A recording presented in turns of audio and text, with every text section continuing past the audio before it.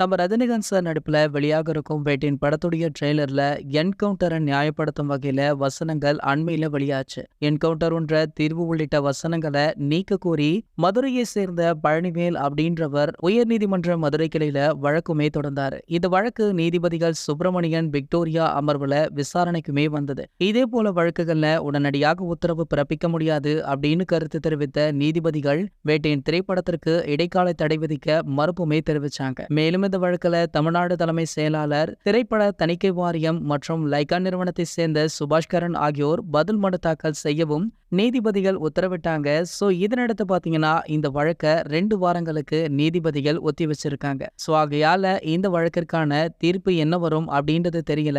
ஆனால் வேட்டையின் திரைப்படம் ரிலீஸ் ஆகும் அப்படின்றது உறுதி. சோ அதற்கான ஏற்பாடுகளுமே ஒரு பக்கம் படுச்சோராக போயிட்டு இருக்கு. இது போன்ற தலைவரை பற்றி வெளியாகிற அனைத்து செய்திகளுமே நீங்கள் உடனே தெரிஞ்சுக்க நம்மளுடைய தலைவர் அப்படின்ற நம்ம சேனலை சப்ஸ்கிரைப் பண்ணிக்கோங்க.